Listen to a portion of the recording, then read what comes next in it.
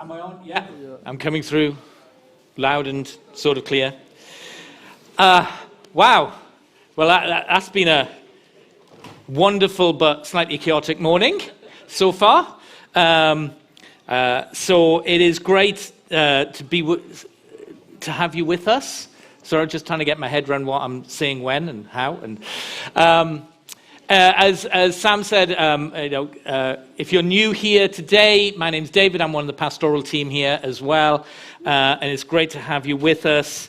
If you're visiting, or if you're regular, or if you've been here since you were born and you're in your 80s, it is great to have you with us. Just wanted to highlight a couple of things. Just to mention, you heard Temi in all his full passion and excitement talk about our community cinema. It's a new venture we are trying as part of our ways of looking at how we can connect with our community better. So just so you're aware, the community cinema is not just for you. We'd love to see you there. But we're putting the net out wide across Riverside and Pontcanna to invite our community to come into our building and just to experience being inside the building. This building is amazing, but one of the things you can't do is you can't see inside this room from anywhere outside.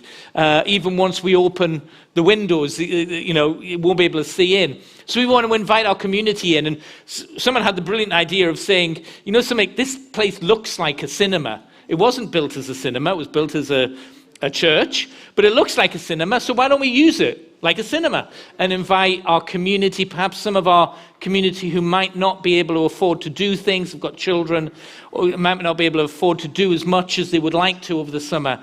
We want to invite them in. And we'd love you to be there, to be welcoming, smiling faces. I'm not going to ask you to practice smiling because, I did that at the 9 o'clock and was terrified. But we'd love you to be there, to be part of it. It's going to be a family-friendly movie. Do we have a name yet for it or not? Or we're not talking about names? We're not allowed to. It's a Disney U film. So there we go. So it will be family-friendly. If you've got kids, please bring them along. The other thing we just want to mention, I don't know if we've managed to get the slide. Oh, we've got the slide. Well done. So we've been working our way through the Gospels at the beginning of the year, then Acts, then Romans, and we've been reading our way through the New Testament. And from the 1st of August, and we're only on the 3rd, so we're early enough for you to keep up if you haven't registered already. We'd love you to join us in the month of August to go through 4 books of the Bible: Galatians, Ephesians, Philippians, and Colossians. And it would be great for you to join us. The great thing with this is we read a chapter, but then when you click the next, we get a chance to comment. And we get to see each other's comments. And it's wonderful. Because something, it's not just those of us that stand up here that have valid insights as to what God is saying. And it's wonderful to read what you are all writing about what God is speaking to you from that chapter. So please scan the QR code. You need to have the Bible app. And you can join our group, our City Church group. I looked yesterday, there's about 100 of us on that together, working our way through a chapter a day. So that would be wonderful. So please do make the most of that. I don't know about you, but,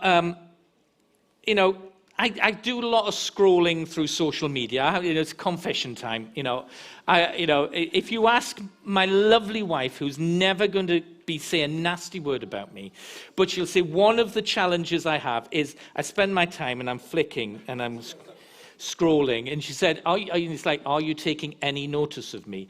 Yes, of course I am. I'm a man. I can multitask. Believe that. You can believe anything. And I was scrolling recently through Facebook, and Facebook has all these algorithms, and usually they're rubbish. But this sort of it pinged up a little video clip from a preacher. I have no idea who the preacher was. I can't remember their name. It's probably just as well given what I'm about to say. I'm not particularly recommending them. And they were talking, this little 20-second clip basically said, we don't need nice Christians. We want bold Christians. We want dynamic Christians. We want powerful and effective Christians. We don't want nice Christians. And I thought to myself in that deeply spiritual moment, codswallop, utter rubbish. Now, don't get me wrong, we need powerful, effective, dynamic Christians. But can I just say, surely the basic thing we need is to be nice. And then I thought to myself, I've been a Christian for 35 plus years. I've been in Christian leadership of one form or another for almost 30 years or more. And I've thought, actually, no, I've come across plenty of people who need to learn how to be nice in the church. And then we have a lot, and then I thought, something, that our world is not particularly nice. You just need to turn on your television and watch the news or read a newspaper. So today I get the joy of preaching in our Fruitful series on the fruit of the Spirit that is kindness. And you might go, wow, that it's not peace, it's not love, it's not, it's not patience, it's not one of the dynamic ones. We got kindness. I looked up the Greek, and the Greek and the Hebrew words for kindness mean kindness. It ain't rocket science. I'm going, God, I've got 30 minutes. I've got to preach something. Help. You see, kindness is so easy to overlook. It's so easy to think, well, that's not one of the important fruits, is it? Come on. Is it, but so often we need it. The world, this is not something that as Christians we have a unique grasp on, kindness. The world has a lot to say of kindness. So I thought I'd pull some very good, very important quotes from around the world about kindness. Fred Rogers was an American children's TV presenter in the 60s and 70s. Particularly, he was known as Mr. Rogers. There was a film that starred Tom Hanks about his life. And he said this, he said, there are 3 ways to ultimate success. The first way is to be kind. The second way is to be kind. The third way is to be kind. The author Mark Twain said, kindness is the language which the deaf can hear and the blind can see. Now, if you want to go really, really highbrow, we've got a Roman philosopher, Seneca. He said, wherever there is a human being, there is an opportunity for kindness. And 2 particularly powerful thoughts that I came across. The first was from an author and professor of education, Leo Buscaglia, who wrote, too often we underestimate the power of a touch, a smile, a kind word, a listening ear, an honest compliment, or the smallest act of caring, all of which have the potential to turn a life around. And then Maya Angelou, the poet and activist, said this, I've learned that people will forget what you said. People forget what you did, but people will never forget how you made them feel. Kindness is powerful. And you can start to think, well, surely, it's really obvious. I can go and sit down and just say, be kind, and off we go. But as I said, when you look around the world, kindness seems to be something that is lacking. Kindness isn't around very much. When our world leaders can be openly critical and poke fun at others and their opponents, not because of their policies, but because just poke fun at them as people, something has gone wrong very deeply wrong. But even at more local levels, we get disputes and angers in families, in local communities. We don't seem to be able to show kindness as a nation or as a world. Now, of course, there are countless acts of kindness that are happening that we don't hear about or see. And we don't, as Christians, have a monopoly on kindness. But so much of what we see on TV, newspapers, and certainly on social media is hate, criticism, and unkindness. How can we, as followers of Jesus, be different and show the fruit of kindness?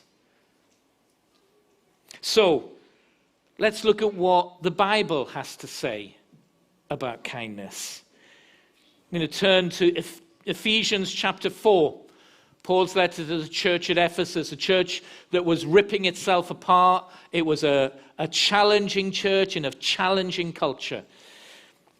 And the Apostle Paul in verses 31 and 32 of chapter 4 says this. This is the Passion translation of the New Testament. He says, "Lay aside bitter words, temper tantrums, revenge, profanity, and insults. But instead, be kind and affectionate towards one another. Has God graciously forgiven you? Then graciously forgive one another in the depths of Christ's love." Can we take that in just a moment? Lay aside bitter words, temper tantrums. Let me tell you this. It's not just 4-year-olds that have temper tantrums. I've seen plenty of adults have temper tantrums. Revenge, insults, profanity. But instead be kind and affectionate toward one another. So in allowing the Spirit of God to develop kindness as a fruit of the Spirit in us, what helps us develop that? What does it look like in the life of a believer? Well, I've got 3 points to share with you. Firstly, humility breeds kindness. If you want to sow a seed, if you want to get started with being kind, if you want to get going, it starts with humility. Paul, writing to another of the churches, you'd sort of get the impression that the churches were a little bit of a mess when you read Paul's letters, and quite frankly, they were. They were just like the rest of us. Paul writes to the church at Philippi. Philippians chapter 2, verses 3 and 4 says, "Don't be selfish. Don't try to impress others. Be humble, thinking of others as better than yourselves. Don't look out only for your own interest, but take an interest in others too."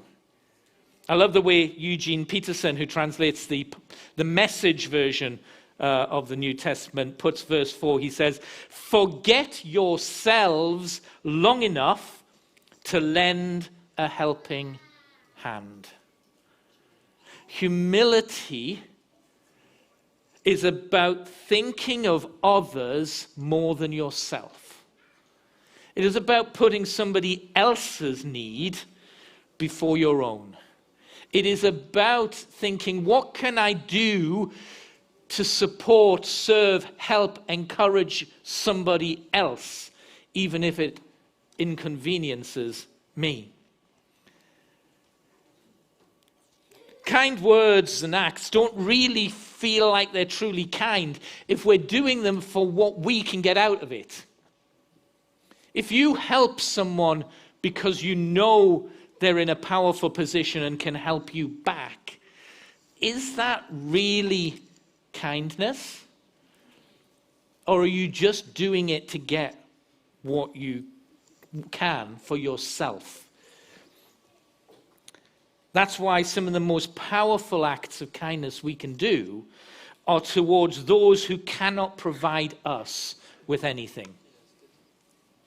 the lost, the last, the least, the forgotten in our communities, those that are different from us, those who cannot provide us with anything.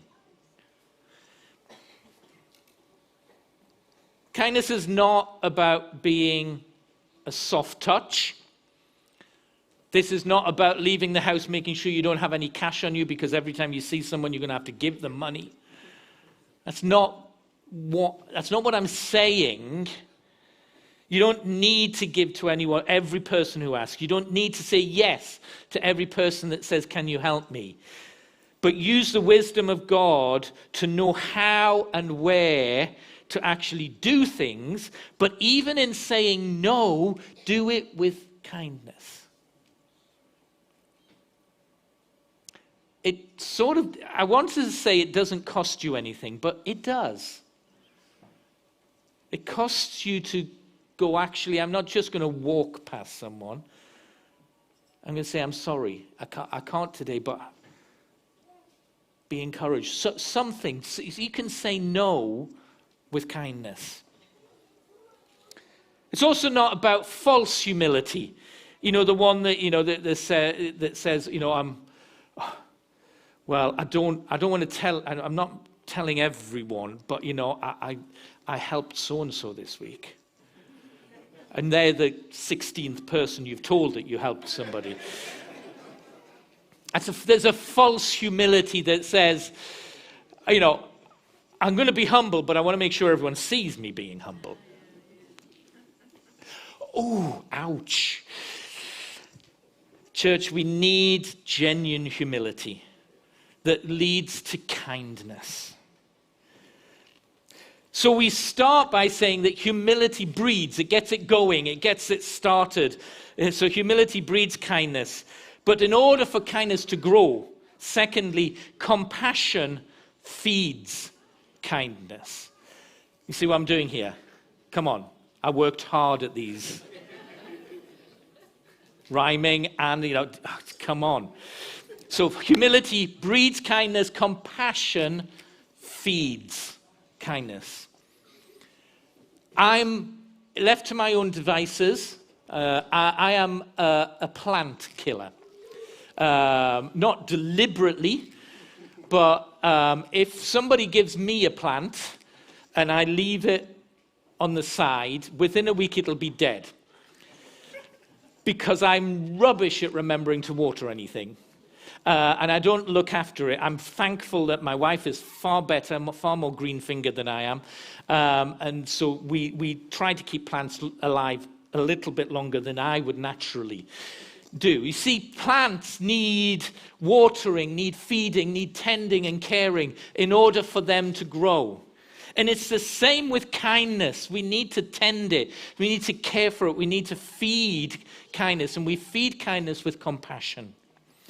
Let's read Jesus' words in Luke's Gospel, chapter 6, 35 to 36. He says this, "Love your enemies, do good to them, lend to them without expecting to be repaid.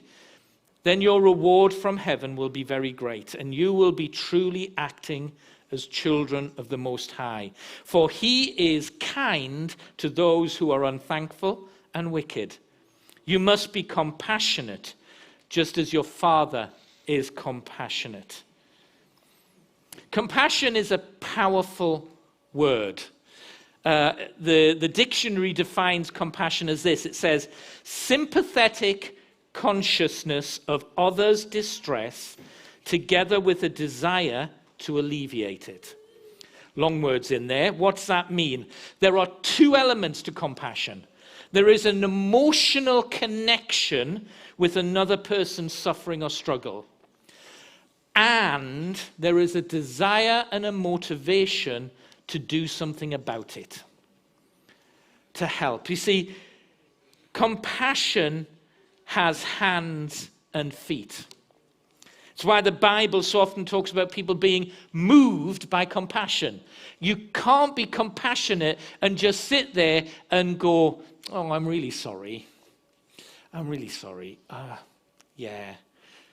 Okay, I'm off now. Bye." That's pity, that's empathy, or at best, It's not compassion. Compassion says, I want to do something about it. And it's what feeds kindness. It's that bringing together of an emotional connection and action. As an example, I can think of someone who used to be a part of City Church, a man by the name of Ian. And a number of years ago, probably at least a decade ago now, he was in our church and he was worshiping, he was praying, and God put on his heart a deep, deep, deep compassion for people in our city who were unable to feed themselves or their families. And he was sitting there going, this is Cardiff. This is the capital of Wales, and we have people who are not able to feed their families. And he was asking God, what do you want me to do about this? What can I do about this? And he heard about what was at that stage a very young movement organized by an organization called the Fruitful Trust, who were starting what they were calling food banks. Now, we now recognize that word very massively. It's widespread around the country, but it was very new at that point.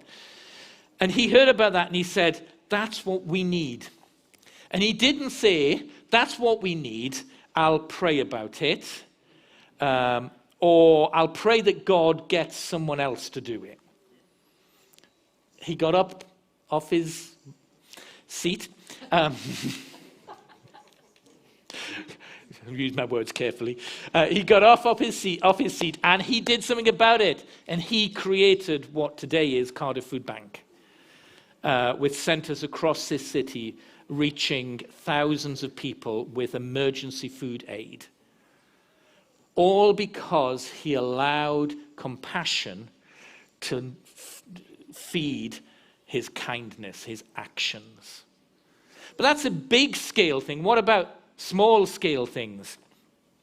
I can think back about 8 years ago when, as a family, we had one of the toughest times in our life when Roz, my wife, was diagnosed with breast cancer and had to go through chemotherapy, surgery, and radiotherapy over a period of about 8 or 9 months.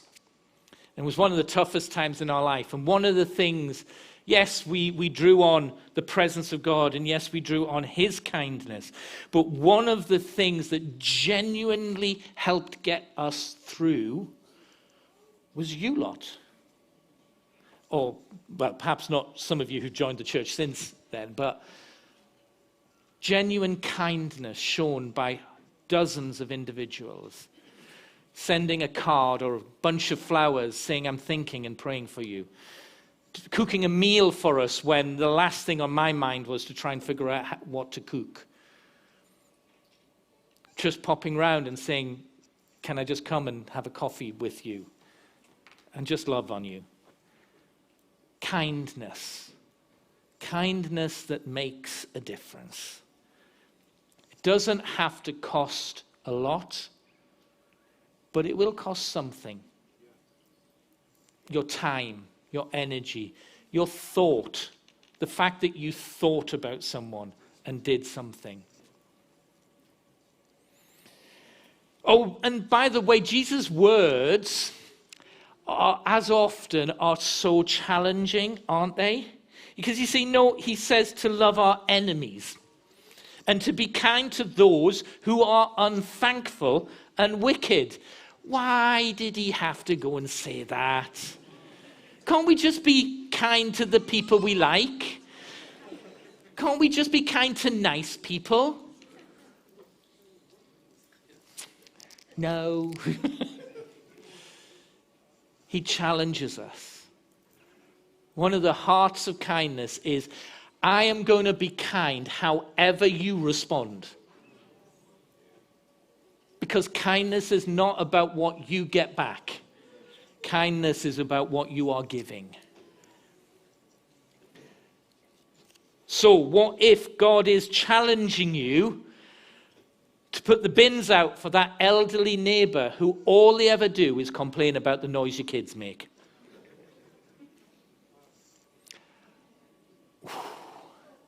Do I have to, Lord?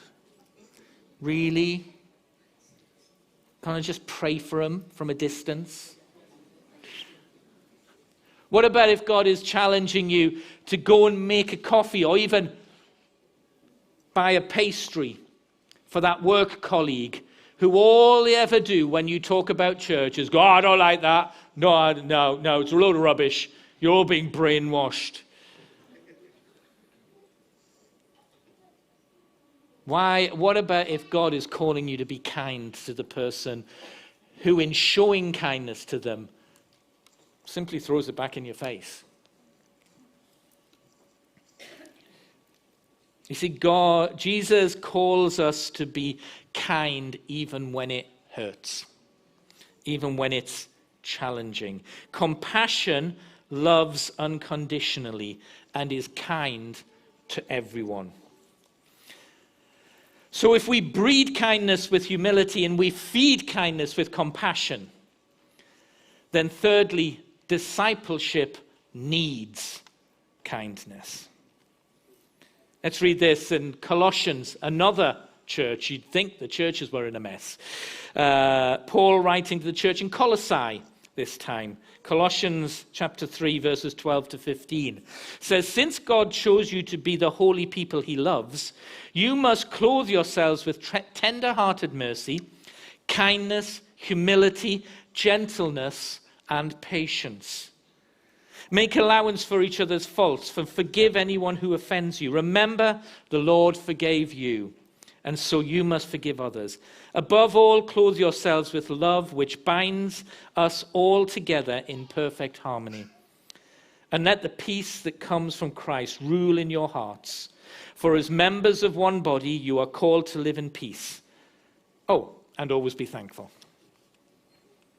You see, if we say that we are a follower of Jesus, if we say that we are a disciple, then we need to be living like a disciple. It's not just about having prayed a prayer or having a warm, fuzzy feeling about Jesus. We're called to follow him.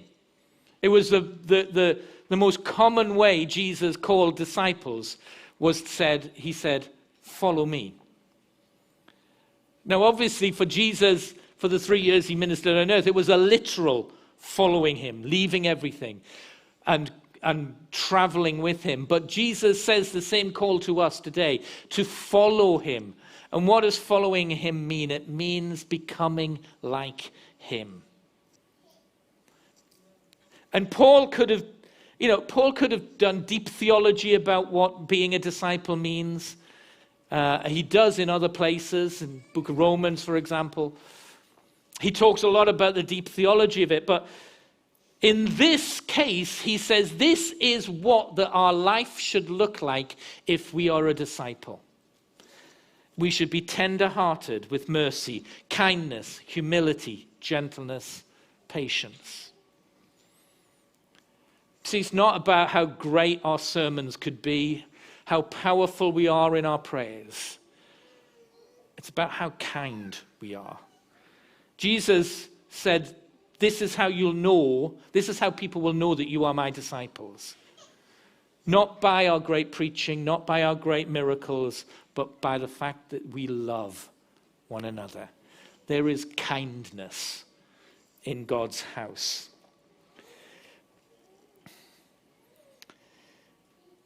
In verses 5 to 11, so just before this passage, Paul lists out a whole load of attributes and ways of living that we need to get rid of, we need to put off. And if you read them, you could recognize our modern world in those that we are told to get rid of.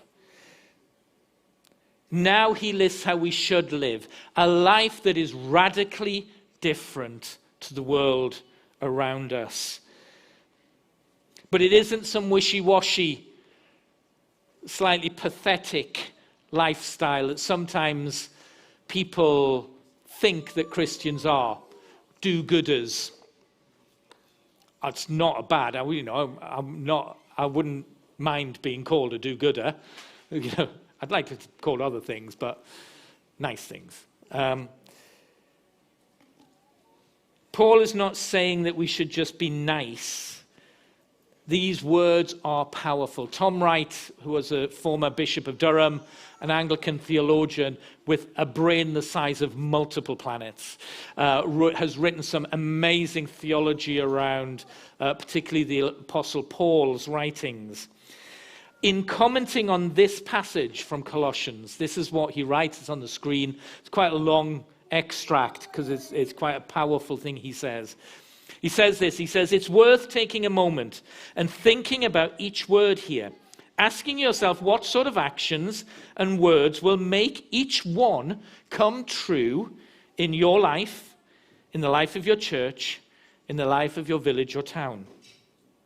Remember that with most of these words, there are people who will mock the very idea of behaving like this.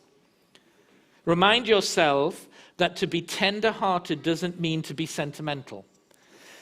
That being kind doesn't mean being a soft touch. That humility isn't the same thing as low self-esteem. That meekness is not weakness. That large-heartedness doesn't mean letting everyone do what they want with you. Don't let people scoff at the central virtues that make the Christian life what it is supposed to be. What do you think? Why do you think people do that? Are they perhaps threatened by such a dazzling and demanding way of life? The way of kindness is a radical way of living. It is a way of living that takes the focus off us and puts it onto others. It's a way of life that is moved by compassion and love to make a difference. It is a life that is the life of following Jesus. You see,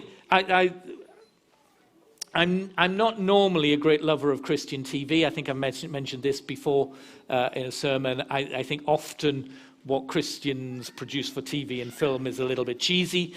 But I do love The Chosen.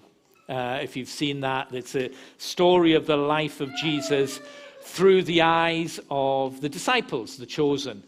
And I love it because Jesus is so, in one sense, so human. He's so real. Sometimes we sort of have this image of Jesus sort of slightly floating above the ground, when he was on earth. And he is deeply human. He was deeply normal. But what I see so often when I watch that, and it's drama, I get that. It's not the Bible directly. What I see so often is the kindness of Jesus. And when you read the Gospels, that's so often what you see, isn't it? Jesus being kind, showing compassion and love and kindness. So, to conclude, you humble yourself to let kindness grow in you. Be filled with compassion to motivate you to kindness. And then let kindness bring you closer to Jesus in discipleship. So finally, what does, practically speaking, what does that look like? What does being kind look like in practice? Well, it is, as I said earlier, it's not rocket science. But I thought, something, perhaps it might need a little bit of help.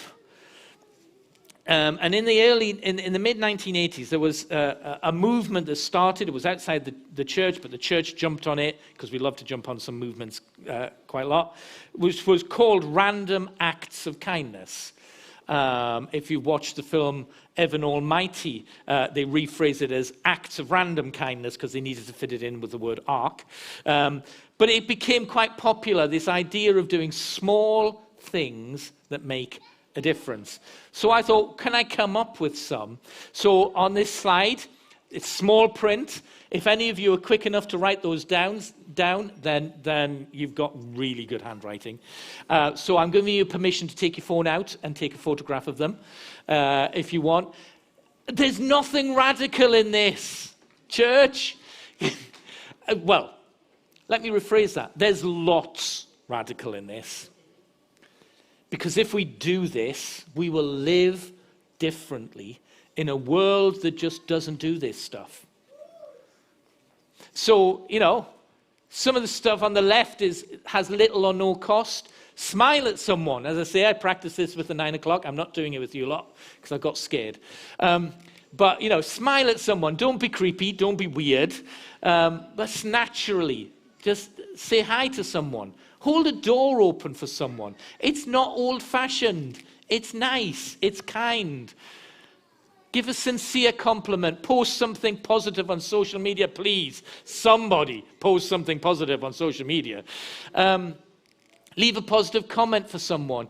Offer your seat. Send a thank you message or thinking of you message to someone. Make someone laugh. We need more laughter in our world. Tell someone how much you appreciate them. Thank a cashier for their service. Perhaps ask them how their day has been. It's not going to be a lengthy conversation, otherwise you'll have apples and watermelons being thrown at you by the people behind you in the queue. But, just say hi to someone. Sam's walked out the room because he's obviously read this next one. Let another driver merge into your lane in front of you.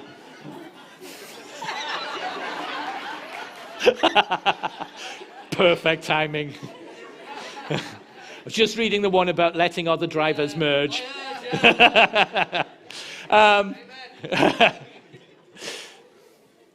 But some of the other ones might involve some more cost.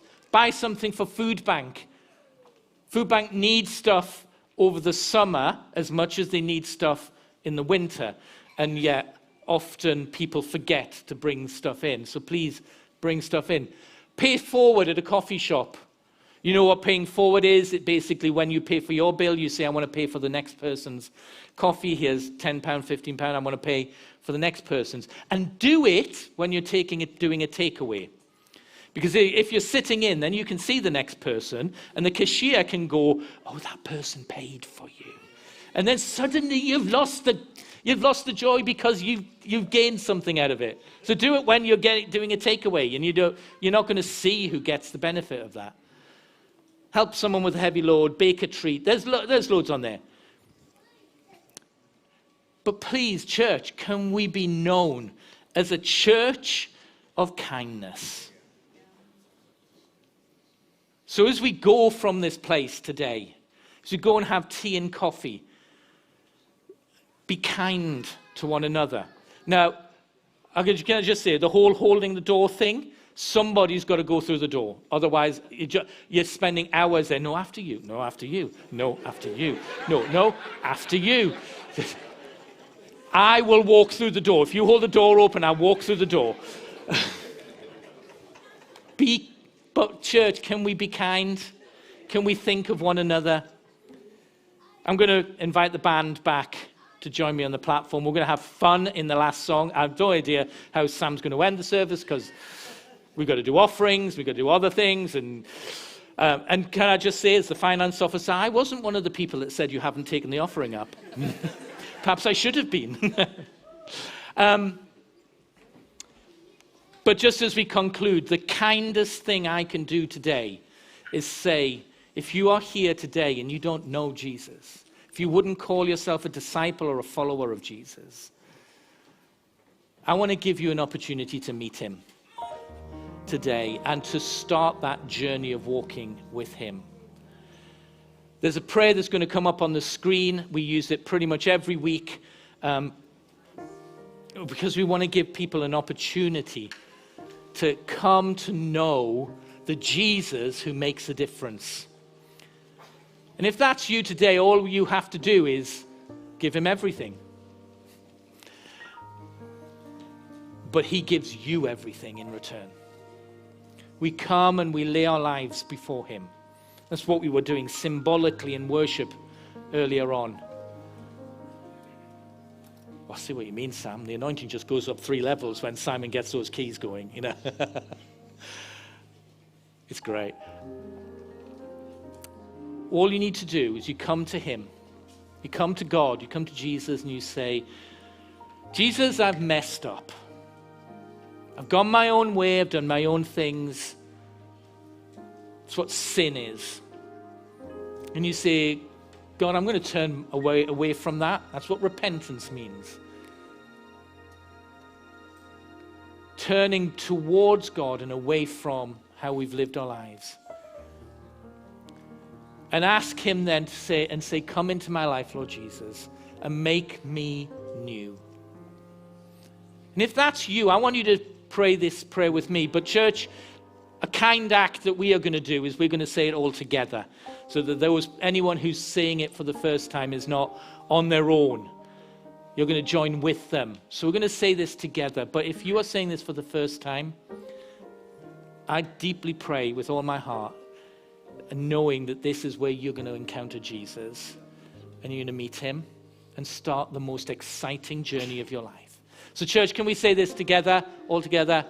Jesus, I acknowledge that I've done wrong things and that my sin has separated me from you.